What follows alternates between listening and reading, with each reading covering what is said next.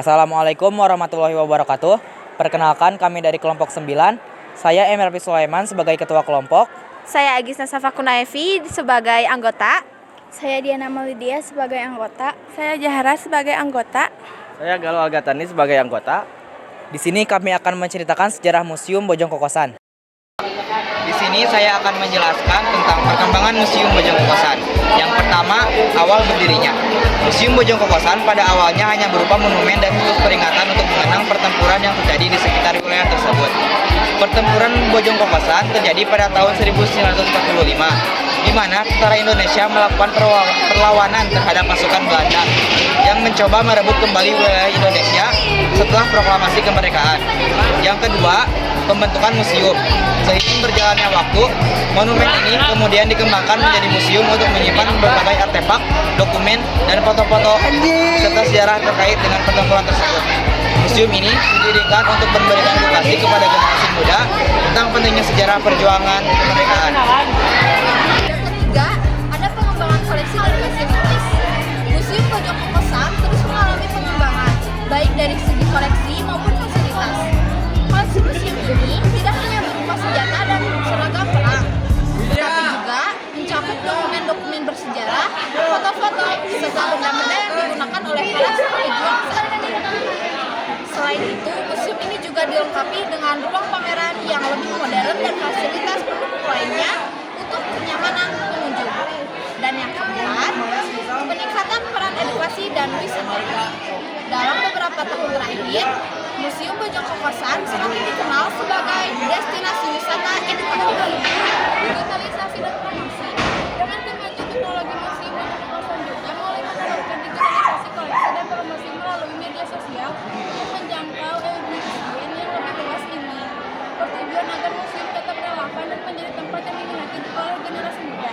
Interpretasi sejarah di balik pendirian Museum Bojong Kokosan. Yang pertama, penghormatan terhadap para pejuang. Museum ini dibangun untuk menenangkan dan menghormati para pahlawan dan pejuang yang gugur dalam pertempuran. Di wilayah Bojong Kokosan, mereka adalah bagian dari gelombang wilayah pahlawan Republik Indonesia yang terbesar di berbagai daerah, menentang upaya penjajah untuk kembali mengenai tanah air. 2. Mempertahankan warisan sejarah. Dengan mendirikan Museum Sejarah Pertempuran Bojong Kokosan diabadikan dan dilestarikan. Hal ini bertujuan agar generasi mendatang bisa memahami dan menghargai warisan perjuangan yang telah ditorehkan oleh para pendahulu mereka. Museum ini berfungsi sebagai tempat di mana bukti-bukti sejarah seperti senjata, dokumen, dan artefak lain disimpan dan dipamerkan untuk edukasi publik. 3. Edukasi dan pembelajaran. Museum Bojong Kokosan juga didirikan sebagai sarana edukasi bagi masyarakat, khususnya generasi muda. Dengan adanya museum, masyarakat dapat mempelajari detail sejarah dari peristiwa tersebut, memahami konteksnya, dan mengambil pelajaran yang semangat perjuangan yang ditujukan oleh para pejuang pada masa itu. 4. Meneguhkan identitas nasional. Pendirian museum ini juga merupakan bagian dari upaya untuk meneguhkan identitas nasional. Sejarah perlawanan terhadap penjajahan dan upaya mempertahankan kemerdekaan adalah bagian integral dari identitas bangsa Indonesia. Museum ini berfungsi sebagai pengingat bahwa kemerdekaan yang dinikmati saat ini tidak terlepas dari pengorbanan dan perjuangan para Yang kelima, selain sebagai tempat edukasi, museum ini juga menjadi refleksi bagi pengunjung untuk merenungkan nilai-nilai kemerdekaan, patriotisme, dan kebanggaan akan sejarah bangsa. Ini adalah tempat di mana pengunjung dapat menghargai makna kemerdekaan dan pentingnya menjaga persatuan serta keutuhan bangsa. Dan ada verifikasi. 1.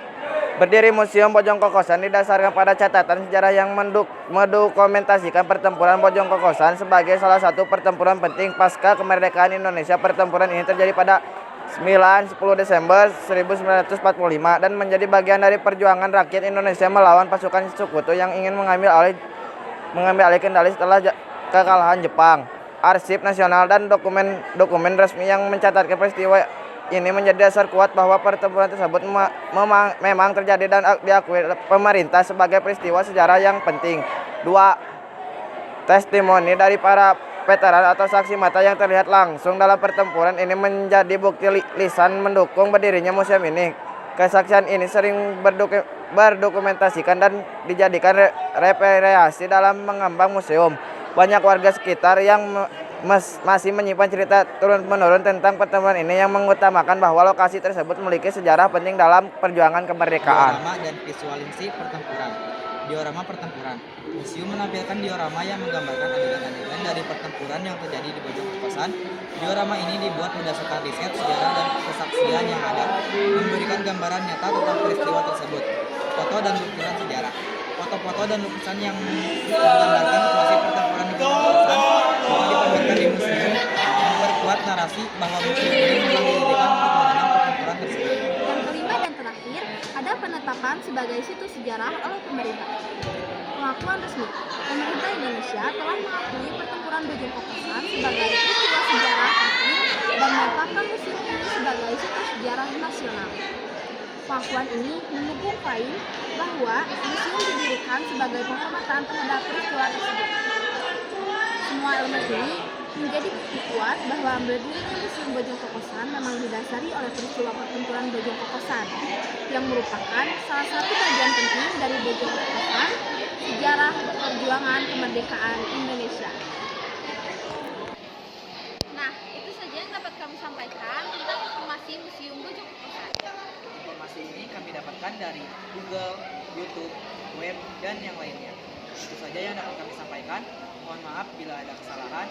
Wassalamualaikum warahmatullahi wabarakatuh.